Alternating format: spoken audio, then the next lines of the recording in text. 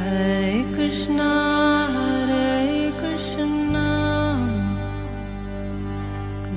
Krishna Hare Hare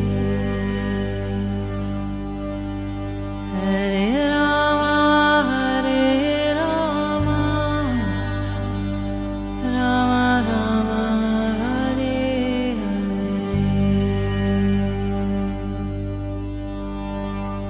नमस्कार, radio मानव रचना 107.8 FM पर मैं हूँ सरता आपके साथ और शुरू हो चुका है प्रोग्राम आत्मदर्शन। जी हाँ, प्रोग्राम जिसमें हम जानते हैं प्रभु श्री कृष्ण की लीलाओं के बारे में। और आजकल इस प्रोग्राम में जिस विषय पर हम बात कर रहे हैं वो है पुस्तक श्री गौरांग सुधा, जो मिश्रण है चैतन्य चरित्रामृत और चैतन्य भागवत का, जिसे लिखा है वृंदावन के एक सज्जन पुरुष ने। और इसमें श्री चैतन्य महाप्रभु जी की जीवनी से हम सबको अवगत कराया गया है। और इस प्रोग्राम में हमेशा की तरह अपना ज्ञान हमारे साथ बांटने के लिए स्टूडियो में मौजूद हैं रागलेखा दासी जी, चरणाश्रित युगाचार्य श्री श्रीमद भक्ति वेदांत नारायण गोस्वामी जी की शिष्या। रागलेखा दासी जी, आपका स्वागत है हमारे स्टूडियो में। हरे कृष्णा। रागलेखा दासी जी, हम इस पुस्तक का जो है वो वर्णन कर रहे हैं, आप हमें बता रही हैं बहुत कुछ श्री गौरांग सुधा के बारे में, जो जीवनी है चैतन्य महाप्रभु जी की। और उन्होंने जन्म लिया था नवदीप में, लेकिन जब वो बड़े हुए तो बहुत कुछ उन्होंने त्याग कर वो समाज सेवा की ओर निकल गए, लोगों का उद्धार करने के लिए निकल गए। और उन्होंने सबको भगवान श्री कृष्ण के नाम से अवगत कराया। और पिछले एपिसोड में हम आपसे जान रहे थे कि किस तरह से जो है वो जगन्नाथपुरी से निकल गए हैं और अब वो बंगाल के एक पुरुष का एग्जाम्पल दे रहे हैं, उदाहरण दे रहे हैं, जहाँ पर उन्होंने ये बताया कि नकुल नाम का एक ब्रह्मचारी था, जिसके अंदर उन्होंने अपनी शक्ति का जो है समावेश करवाया, उनको शक्ति प्रदान की ताकि वो लोगों का उद्धार कर सकें। और बिल्कुल उसी तरह से नकुल जो है वो व्यवहार कर रहे हैं कि उनको कभी बिल्कुल ही सुध-बुध नहीं रहती है और वो प्रभु में इतना डूब गए हैं, इतना सब उनको देख कर ये जान रहे हैं कि किस तरह से जो है प्रभु नाम जो है जब एक इंसान के अंदर आ जाता है तो उसकी बाहरी मोहमाया, बाहरी सब कुछ समाप्त हो जाता है, वो सिर्फ और सिर्फ प्रभु नाम में चला जाता है। तो इन नकुल ब्रह्मचारी जी की कहानी हम आपसे जान रहे थे, तो आगे इस कड़ी में नकुल के साथ क्या हुआ? जी, नकुल ब्रह्मचारी जो थे उनके अंदर सारे अष्ट सात्विक विकार आते थे, अश्रु, काम, पुलक, स्तंभ, स्वेद आदि। तो अब एक शिवानंद सेन थे, उनके मन में कुछ संदेह हुआ, तो उन्होंने सोचा कि शायद ये कोई ऐसे ही होंगे, नकली होंगे जी। तो उन्होंने उनकी परीक्षा लेने की सोची। तो अब वो अपने घर से बहुत दूर रुक गए और सोचने लगे यदि वास्तव में इनके शरीर में प्रभु का आवेश है तो ये स्वयं ही मुझे बुलाएंगे और मेरे इष्ट मंत्र बताएंगे जी। तो इधर असंख्य लोग प्रभु के नकुल ब्रह्मचारी के दर्शन करने के लिए आ रहे थे, तो कितनों का तो दर्शन का सौभाग्य ही नहीं मिल रहा था। नकुल ब्रह्मचारी कहने लगे यहाँ से बहुत दूर शिवानंद सेन रुके हुए हैं और 2-4 लोग जाओ और उन्हें बुला कर ले आओ। और ये सुनकर चारों ओर लोग दौड़ पड़े और शिवानंद सेन को पुकारने लगे कि शिवानंद कौन है, शिवानंद कौन है, आपको ब्रह्मचारी जी बुला रहे हैं। ये सुनकर शिवानंद दौड़कर वहाँ पर उपस्थित हुए और बोले, उनको प्रणाम करके उनके पास बैठ गए। तो नकुल ब्रह्मचारी कहने लगे तुमने मेरे विषय में संदेह किया, अतः तुम ध्यान से सुनो, तुम्हारा इष्ट मंत्र गौर गोपाल मंत्र है, अब इस संदेह का त्याग करो। तो शिवानंद जी को विश्वास हो गया कि सत्य में ब्रह्मचारी के शरीर में महाप्रभु का आवेश आता है। अच्छा। और उन्होंने उनका बहुत सम्मान किया और इस प्रकार महाप्रभु का चिंत्य प्रभाव था। अब एक और महाप्रभु 3 प्रकार से अपना वो कराते थे, एक तो साक्षात दर्शन, एक आवेश और एक आविर्भाव। हमने साक्षात दर्शन के विषय में सुना, आवेश के विषय में सुना, अभी आविर्भाव कैसे होता है। तो ये महाप्रभु का 4 जगह आविर्भाव होता था। आविर्भाव मतलब प्रकट होते थे जी। तो एक सची माता के घर में सची माता जब रसोई बनाती थी, भोग लगाती थी, तो महाप्रभु आके साक्षात उसको पाते थे। अच्छा। तो सची माता वही व्यंजन बनाती थी जो निमाई को प्रिय थे, तो वो सारे आकर वो भोग लगाते थे। सची माता सोचती थी कि मैं वृद्ध हो गई हूँ, हो सकता है कोई बिल्ली चूहा खा गया हो या मैंने बनाया ही नहीं शायद, तो वो दोबारा रसोई बनाती थी, दोबारा भोग लगाती थी। तो ऐसे करके चलता था। और एक नित्यानंद प्रभु के नृत्य में, जब भी नित्यानंद प्रभु नृत्य करते थे श्रीवास आंगन में या कहीं पे भी करते थे, तो महाप्रभु साक्षात आके उनके साथ नृत्य करते थे। और एक श्रीवास जी के कीर्तन में श्रीवास पंडित जब भी कीर्तन करते थे तो महाप्रभु आ जाते थे उनके घर में। रोज रात को महाप्रभु कीर्तन करते थे, नृत्य करते थे, तो महाप्रभु वहाँ पे आविर्भाव होता था। और एक राघव पंडित जी के घर में महाप्रभु इन 4 स्थानों में आते थे जी। तो अब एक बंगाल में एक निष्किंचन ब्रह्मचारी थे, उनका नाम था प्रद्युम्न या नरसिंह ब्रह्मचारी। तो उनके समक्ष आकर प्रभु ने भोजन किया।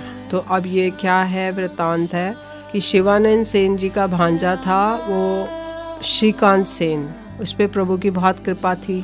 एक बार वह अकेला ही प्रभु के दर्शन करने के लिए उत्कंठित हृदय से पुरी पहुंचा। उसे देखकर प्रभु ने उस पर बहुत कृपा की। 2 महीने में प्रभु के पास रहा। 2 महीने के बाद प्रभु ने उसे वापस जाने का आदेश दिया। उसके द्वारा बंगाल के भक्तों के लिए संदेश भेजा कि इस वर्ष कोई भी पुरी मत आना, क्योंकि इस वर्ष मैं स्वयं ही बंगाल जाऊंगा। और आदि जो जितने भक्तवृंद थे और वहीं से उनसे सबसे वहीं मिलूंगा। तो प्रभु ने शिवानंद सेन को संदेश देते हुए कहा, शिवानंद से कहना कि इस पौष महीने में अकस्मात उसके पास आऊंगा और उस समय जगदानंद वहीं पर रहेंगे और वह मुझे भोजन कराएगा। तो ये ऐसा उन्होंने संदेशा दिया जी। तो जब उन्होंने जाना स्थगित कर दिया, प्रभु का आदेश सुनकर शिवानंद और जगदानंद अति आनंदित हुए। वे अति व्यग्र होकर प्रभु के आगमन की प्रतीक्षा करने लगे। तो महाप्रभु तो पुरी में है और ये लोग नवदीप में हैं, शिवानंद और जगदानंद जी। तो ये लोग है ना प्रतीक्षा करने लगे, कब महाप्रभु आएंगे, कब आएंगे। तो अब जब पौष मास प्रारंभ हुआ तो प्रथम दिन से वे दोनों सुबह से शाम तक व्याकुल होकर प्रभु के आने की प्रतीक्षा कर रहे हैं। तो इस प्रकार पूरा महीना बीत गया, प्रभु नहीं आए, जिससे वे दोनों बहुत दुखी हो गए। उन्होंने सोचा अब तो महीना ही बीत गया, प्रभु ने कहा था हम पौष मास में आऊंगा, पर आए ही नहीं। तो अब उन्होंने क्या किया कि एक वो थे ब्रह्मचारी थे, एक दिन उनके पास प्रद्युम्न ब्रह्मचारी आए। तो उन दोनों को दुखी देखकर उन्होंने दुख का कारण पूछा। तो शिवानंद सेन ने प्रभु के संदेश के विषय में विस्तार पूर्वक उन्हें बता दिया। तो ब्रह्मचारी जी कहने लगे, आप लोग दुखी मत होइए, मैं अवश्य ही आज से तीसरे दिन प्रभु को ले आऊंगा। उनकी भक्ति के प्रभाव से वे दोनों जानते थे कि उन्हें पूर्ण विश्वास हो गया कि ये प्रभु को अवश्य ही ले आएंगे। तो उन ब्रह्मचारी का नाम वास्तव में प्रद्युम्न ब्रह्मचारी था। अब महाप्रभु ने उनका नाम नरसिंहानंद रख दिया था। तो प्रभु को लाने के लिए उन्होंने चेष्टा करना आरंभ कर दिया। 2 दिन तक ध्यान करने के बाद वे शिवानंद जी से बोले, मैं प्रभु को पानीहाटी गांव में ले आया हूँ। तो मतलब वो प्रभु को अपने ध्यान में ला रहे हैं, पुरी से लेकर और ला रहे और एक जगह रास्ते में एक स्थान है पानीहाटी, वहाँ तक ले आए। अच्छा, ध्यान में। तो कह रहे हैं कल दोपहर तक वो यहाँ पहुँच जाएंगे। हाँ, तो आप लोग अपने भोजन के लिए पाक सामग्री ले आइए और मैं स्वयं उनके लिए भोजन बनाऊंगा।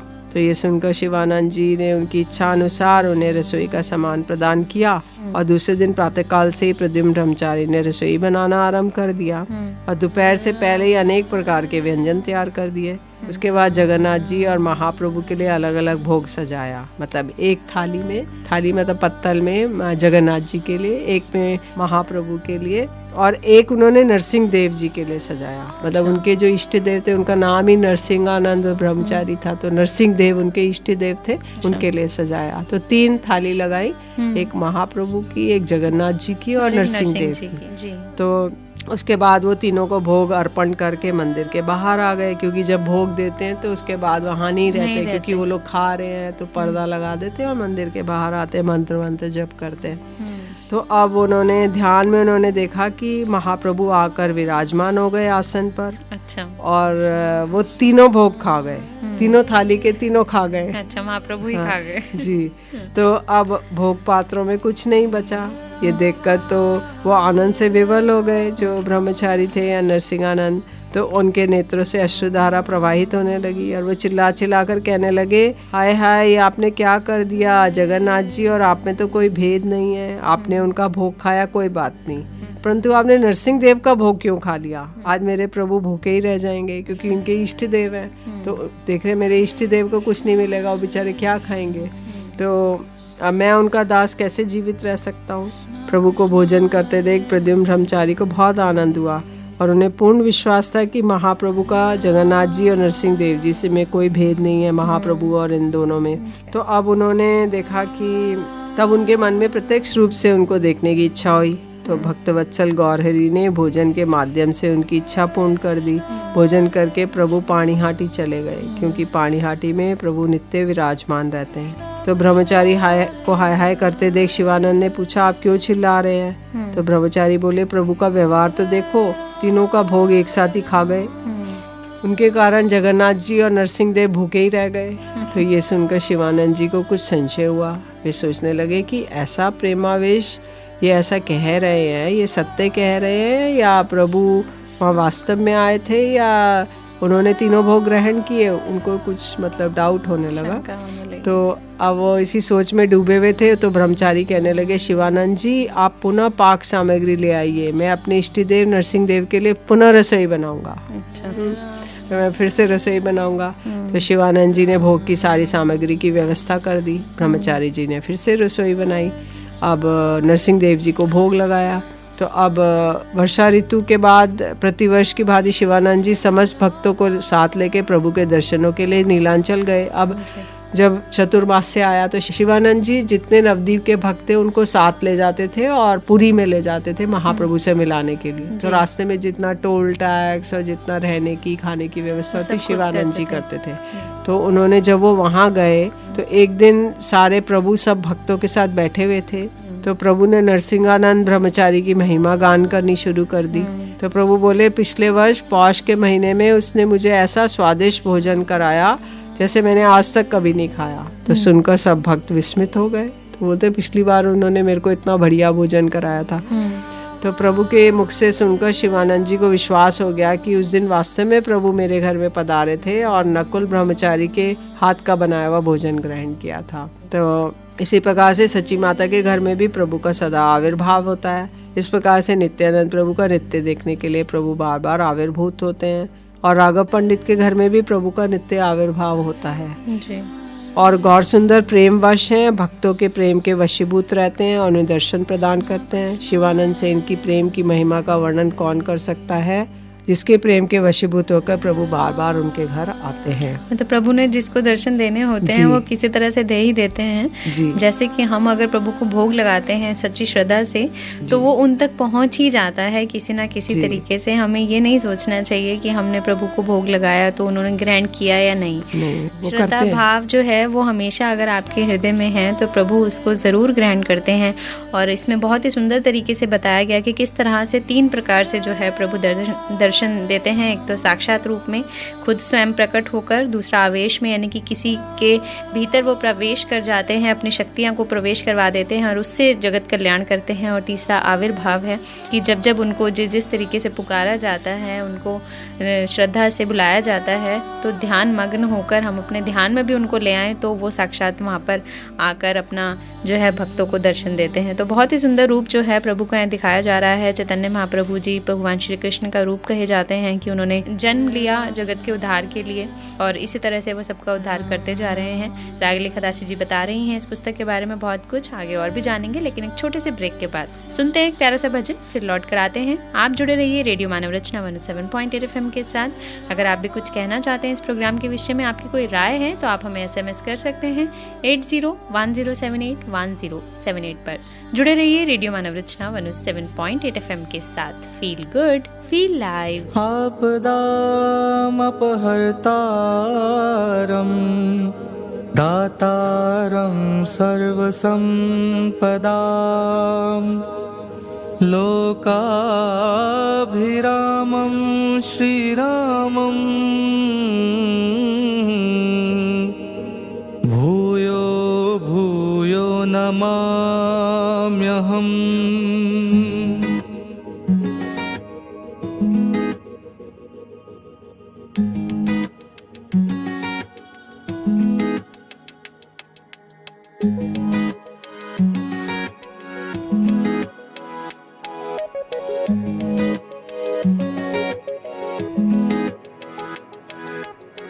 काहे को डरे डरे डरे, काहे को डरे काहे को डरे काहे को डरे, काहे को डरे रे काहे को डरे, काहे को डरे।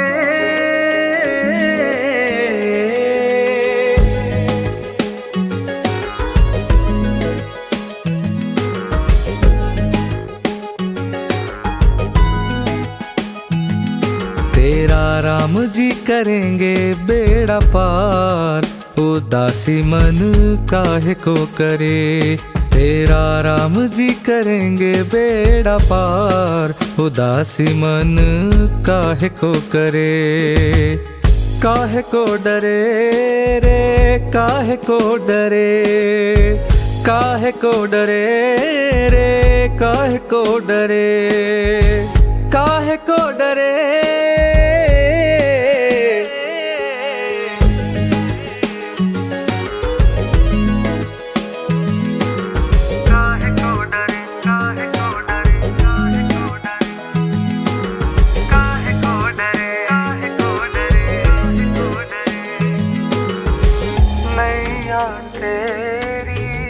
राम हवाले, लहर लहर प्रभु आप संभाले, आप संभाले।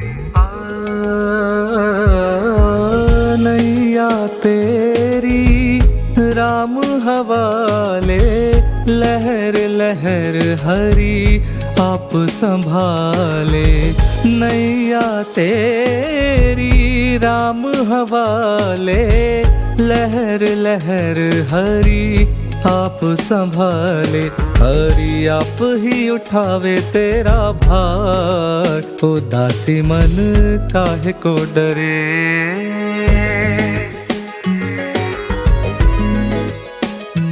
हरि आप ही उठावे तेरा भार, उदासी मन काहे को डरे। तेरा राम जी करेंगे बेड़ा पार, उदासी मन काहे को डरे। बोलो राम राम राम, बोलो राम राम राम, बोलो राम राम राम, बोलो राम राम राम, बोलो राम राम राम, बोलो राम राम राम, बोलो राम राम राम, बोलो राम राम राम। काबू में मझधार उसी के, हाथों में पतवार उसी के, हाथों में पतवार उसी के। काबू में मझधार उसी के, हाथों में पतवार उसी।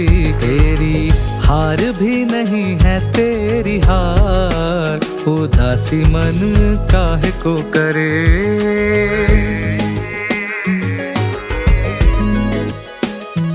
तेरी हार भी नहीं है तेरी हार, उदासी मन काहे को करे। तेरा राम जी करेंगे बेड़ा पार, उदासी मन काहे को करे। काहे को डरे, काहे को डरे, काहे को डरे, काहे को डरे, काहे को डरे, काहे को डरे। Hare Krishna,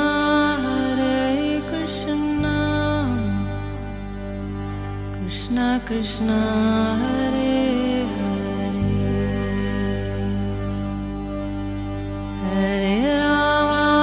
Hare Rama, Rama Rama, Hare Hare। स्वागत है आप सभी का एक बार फिर रेडियो मानव रचना 107.8 FM पर। मैं हूं सरिता, आपके साथ प्रोग्राम चल रहा है आत्मदर्शन और जान रहे हैं राग लेखा दासी जी से श्री चैतन्य महाप्रभु जी के विषय में।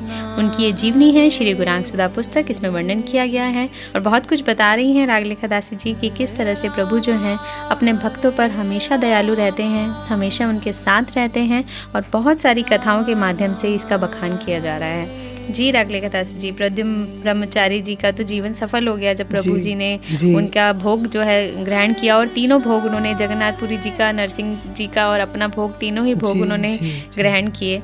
जी राग लेखा दासी जी, अब बता रहे हैं कि जगन्नाथपुरी में एक भगवान आचार्य रहते थे, एक भक्त थे। वो परम वैष्णव थे और प्रकांड विद्वान थे। उनका गोप स्वरूप था और वो उनके हृदय में सख्य भाव था। वो स्वरूप दामोदर के साथ उनका सख्य भाव था, तो वह एकांतिक रूप से महाप्रभु के चरणों में अनुरक्त थे। बीच बीच में महाप्रभु को अपने घर भोजन के लिए आमंत्रित करते थे और स्वयं अपने हाथों से विभिन्न प्रकार के व्यंजन बनाकर अकेले प्रभु को ही भोजन कराते थे। उनके पिता का नाम था शतानंद खान और वे बहुत ही विषयी व्यक्ति थे।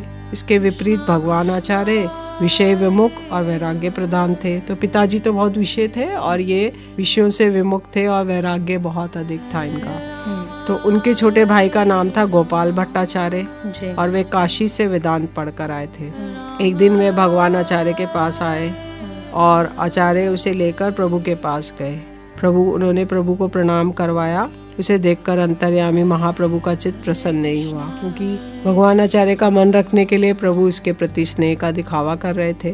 क्योंकि कृष्ण भक्ति के बिना प्रभु को उल्लास नहीं होता। अगर किसी में कृष्ण भक्ति है तो उसको देखने मात्र से प्रभु को इतना उल्लास हो जाएगा, लेकिन अगर नहीं है तो इतने प्रसन्न नहीं होंगे वो। तो दूसरे दिन भगवान आचार्य स्वरूप दामोदर जी से कहने लगे, गोपाल काशी से वेदांत पढ़कर आया है, आइए हम सब उससे वेदांत सुनते हैं। ये सुनकर स्वरूप दामोदर जी प्रणय कोप करते हुए कहने लगे, आचार्य गोपाल के साथ तुम्हारी बुद्धि भी भ्रष्ट हो गई है।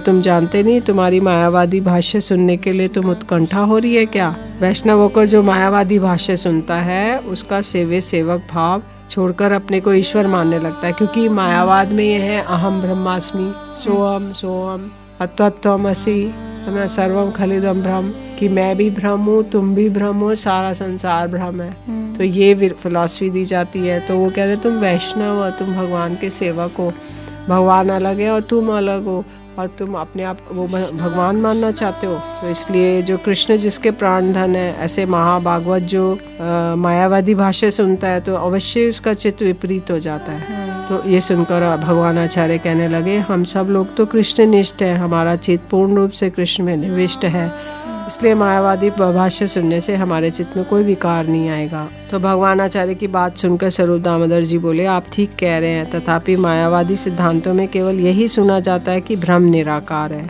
जगत मिथ्या है, जीव नाम के कोई तत्व नहीं है। तो वो लोग बोलते हैं कि भाई ब्रह्म का कोई आकार नहीं है जी। और जगत तो मिथ्या है, जगत में कुछ भी नहीं है, और जीव का नाम का कोई तत्व ही नहीं है। तो जीव कुछ होता ही नहीं, वही भगवान हो जाते हैं। अहम ब्रह्मास्मि, मैं ही ब्रह्म बन गया हूँ। तो ब्रह्म ही अविद्याग्रस्त होने के कारण जीव रूप में प्रतीत हो रहा है। तो अविद्या या माया मुक्त होने के बाद वो ब्रह्म के साथ मिलकर एक हो जाता है। इसके अतिरिक्त भगवान भी नित्य तत्व नहीं है। तो ये सब उल्टी शिक्षाएं हैं। तो ब्रह्म ही माया की विद्यावृत्ति के कारण भगवान के रूप में प्रतीत हो रहे हैं। इसलिए निर्विशेष ब्रह्म शुद्ध ब्रह्म है और भगवान अशुद्ध ब्रह्म है, ऐसा मायावादी लोग कहते हैं। ये सब सुन के भक्तों का हृदय विदीर्ण हो जाता है। इसको सुनकर भगवान आचार्य लज्जा और भय के कारण चुप हो गए। दूसरे दिन उन्होंने गोपाल को उसके घर भेज दिया। एक दिन भगवान आचार्य ने प्रभु को निमंत्रण किया। उन्होंने प्रभु के लिए अनेक व्यंजन बनाए, परंतु उनके घर में उत्तम चावल नहीं था। इसलिए उन्होंने छोटे हरिदास जी को, जो प्रभु के प्रधान कीर्तनिया थे, हरिदास जी जो छोटे हरिदास थे वो कीर्तन करते थे, प्रधान मतलब बहुत अच्छा कीर्तन करते थे। तो उनको बुलाकर कहा कि तुम शिकी महेती की बहन है, एक वैष्णव थे शिकी महेती, इसकी बहन है माधवी देवी, उनके घर पे जाओ और कोई उत्तम चावल लेकर आओ। तो माधवी देवी एक बड़ी ओल्ड एजेड वृद्धा थी और तपस्विनी थी और परम वैष्णवी थी। मतलब महाप्रभु के 3.5 परिकरों में स्वरूप दामोदर, राय रामानंद, शिकी महेती और माधवी देवी आधा परिकर थी, क्योंकि स्त्री थी वो। अच्छा। तो उन्होंने महाप्रभु के सब भक्तों में केवल 3.5 जनी श्रीमती राधिका की गण है। तो अब उन्होंने भगवान आचार्य के कहने के अनुसार हरिदास जी, छोटे हरिदास जी माधवी देवी के घर गए और उनसे चावल ले आए। अब उत्तम कोटि के चावल को देख के आचार्य को बहुत आनंद हुआ और उन्होंने रसोई बनाई। दोपहर के समय प्रभु आए और प्रभु भोजन करने के लिए बैठ गए। जब भगवान आचार्य ने प्रभु को भोजन परोसा तो अति सुगंधित और उत्तम कोटि के चावल देखकर प्रभु ने आचार्य से पूछा, आचार्य इतने उत्तम कोटि के चावल कहाँ से लाए? तो आचार्य बोले, प्रभु माधवी देवी के घर से मांग कर लाया हूँ। तो प्रभु ने पूछा, चावल मांगने के लिए कौन गया था? तो आचार्य ने कहा, छोटा हरिदास गया था। तो ये सुनकर प्रभु कुछ बोले नहीं और व्यंजनों की प्रशंसा करने लगे और भोजन किया। फिर वहाँ से वापस अपने निवास स्थान पर आए तो उन्होंने बड़ी गंभीरता से अपने सेवक गोविंद को कहा, गोविंद आज से तुम्हें एक आदेश का पालन करना होगा। आज से तुम कभी भी छोटे हरिदास को मेरे सामने मत आने देना। अच्छा, ऐसा क्यों किया? हाँ, तो यही महाप्रभु एक शिक्षा देना चाहते हैं संसार को कि भाई किसी भी स्त्री का मुख नहीं देखना चाहिए। जो भजनानंदी है वो स्त्री का मुख ना देखे, स्त्री से कोई आदान प्रदान संपर्क ना करे। तो गोविंद बड़े दुख और आश्चर्य की उनकी सीमा ना रही। और लेकिन क्योंकि माधवी देवी तो वृद्धा है, 80 साल की वृद्धा है, तो उनके यहाँ से मांगने में कोई दोष नहीं था। लेकिन प्रभु का बड़ा गंभीर मुख था, तो उन्होंने प्रभु से पूछने का कोई साहस नहीं किया। शाम को जब अन्य दिनों की भांति प्रभु के दर्शनों के लिए हरिदास जी आए, तो गोविंद ने दुखी होकर प्रभु का आदेश सुना दिया। तो सुनकर तो छोटे हरिदास के सिर पर वज्रपात हो गया। वे समझ नहीं पा रहे कि प्रभु ने उनका त्याग किस लिए किया। कुछ ही क्षणों में समस्त भक्तों को पता चल गया कि प्रभु ने हरिदास का त्याग कर दिया है, पर कोई समझ नहीं पा रहा है कि हरिदास ने कौन सा अपराध हो गया जिसके कारण महाप्रभु ने उनको त्याग कर दिया। तो प्रभु के द्वारा त्यागे जाने पर हरिदास तो मानो जीते जी मर गए। 3 दिन तक उन्होंने एक अन्न का दाना और एक बूंद जल भी नहीं ग्रहण किया और निरंतर शोक मग्न होकर विलाप कर रहे थे। तो उनकी ऐसी दयनीय दशा देख के भक्तों का हृदय विदीर्ण हो गया। तब किसी का साहस नहीं हो रहा था कि इसके विषय में प्रभु से पूछे। फिर एक दिन स्वरूप दामोदर जी ने साहस करके प्रभु से पूछ लिया, हे दयामय, हरिदास जी ने कौन सा महत अपराध कर दिया जो आपने इतने निर्दयता पूर्वक उनको त्याग दिया है? 3 दिन से वे उपवासी हैं। उनकी ऐसी अवस्था देख के सब भक्त शोक के सागर में डूब गए हैं। अतः हे प्रभु, अगर आप यदि उससे कोई अपराध भी हो गया हो तो आप कृपा पूर्वक करके उसे क्षमा कर दीजिए, क्योंकि आप तो भक्त वत्सल हैं। तो प्रभु बोले, वैरागी होकर यदि किसी स्त्रियों से बात करता है तो उसका मैं मुख नहीं देख सकता। मतलब वैरागी है, वो वैराग्य धारण किया है उसने, और वो स्त्रियों से बात करता है तो मैं नहीं वो करूँगा, क्योंकि इंद्रियां बड़ी बलवान है। वे स्वाभाविक रूप से विषयों की ओर खींचती हैं। यहाँ तक कि लकड़ी की मूर्ति भी बड़े बड़े मुनियों का मन को हरण कर लेती है। अगर लकड़ी की लड़की की मूर्ति है तो मुनि लोग उसकी ओर आकृष्ट हो जाते हैं। तो इसलिए उन्होंने कहा, मात्रा स्वश्रा द्वित्रा व नवी विक्ता सनो वसेत बलवान इंद्रिय ग्रामो विद्वान समपि कर्षति। मतलब माता बहन या द्वैता हो, उसके साथ निर्जन में कभी भी एक आसन पे नहीं बैठना चाहिए, क्योंकि इंद्रियां बड़ी बलवान है। तो इंद्रियों को पता नहीं कि ये माँ है, बहन है, कौन है। तो वो लोग इंद्रियां तो इसलिए बड़े बड़े विद्वान का मन भी हरण कर लेती हैं। जी। ऐसा कह के महाप्रभु अंदर चले गए। महाप्रभु की गंभीर मुद्रा देख के सब लोग मौन हो गए। दूसरे दिन सभी ने मिलकर प्रभु के चरण कमलों में हरिदास की क्षमा करने का निवेदन किया। सभी भक्त आ गए, बोलने लगे, प्रभु आप उन्हें क्षमा कर दीजिए। तो प्रभु, हरिदास जी से छोटा सा अपराध हो गया और आप उसे एक बार क्षमा कर दीजिए। अब उसे शिक्षा मिल गई है, वो भविष्य में कभी भी भूल कर ऐसा कार्य नहीं करेगा। तो प्रभु बोले, मेरा मन मेरे वश में नहीं है। वह स्त्रियों से संभाषण करने वाले वैरागी का दर्शन नहीं करना चाहता। अतः आप लोग व्यर्थ की बातों को छोड़कर अपना अपना कार्य करो। ध्यान रखना, यदि आप में से किसी ने पुनः मुझसे ऐसा कहोगे तो मुझे यहाँ नहीं देखोगे। तो प्रभु ने कहा, अगर आप लोग मेरे से ऐसा निवेदन करोगे तो मैं यहाँ से छोड़कर चला जाऊंगा, लालनाथ। अच्छा। तो ये सुनकर सभी भक्त लोग भयभीत हो गए और वहाँ से उठकर अपने अपने कार्यों में लग गए। दूसरे दिन सभी लोग परमानंदपुरी जी के पास गए और उनके चरणों में निवेदन किया कि आप कृपा पूर्वक प्रभु से हरिदास जी को क्षमा करने के लिए कहिए। आप गुरुवत हैं और वो आपका सम्मान करते हैं, तो आपका कहा हुआ नहीं टालेंगे। तो ये बात सुनकर परमानंदपुरी जी महाप्रभु के पास गए और महाप्रभु उनसे कह रहे हैं, आप तो आ गए हैं, क्या आपको आप क्यों आने का कष्ट किया? मैं आपके पास चला था, कोई आदेश है तो कहिए आप। तो जो है अब सभी भक्तों के कहने पर जो है परमानंद जी गए हैं प्रभु को मनाने कि वो हरिदास को किसी तरह से क्षमा कर दें उसके अपराध को। और बहुत ही छोटा सा अपराध उनसे हुआ, लेकिन प्रभु जो हैं वो अपने वैष्णव धर्म को लेकर बहुत ही अडिग हैं और वो ये कहते हैं कि किसी पर स्त्री को या किसी स्त्री के साथ वार्तालाप करना है, उसे देखना एक ब्रह्मचारी का वैष्णव धर्म नहीं है। ऐसा इस पुस्तक के माध्यम से रागलिका दासी जी हमें बता रही हैं। तो आज प्रोग्राम आत्मदर्शन में बस इतना ही। अगले एपिसोड में जानेंगे रागलिका दासी जी से कि परमानंद जी के कहने पर क्या प्रभु हरिदास जी को माफ कर पाते हैं। ये सब हमें बताएंगी रागलिका दासी जी, लेकिन हमारे अगले एपिसोड में, क्योंकि अभी वक्त हो चला है आपसे इजाजत लेने का। अगर आप भी इस प्रोग्राम के विषय में कुछ कहना चाहते हैं, आपकी कोई राय है, तो आप हमें SMS जरूर करिए। नंबर है 8010781078। और अभी के लिए हमें दीजिए इस प्रोग्राम से इजाजत। रागलिका दासी जी, आपका बहुत बहुत शुक्रिया हमारे स्टूडियो में आने के लिए। हरे कृष्ण। अगले एपिसोड में अभी बहुत कुछ जानेंगे रागलिका दासी जी से, लेकिन अभी के लिए मुझे दीजिए इजाजत और सुनते रहिए रेडियो मानव रचना 107.8 FM। Feel good, feel live.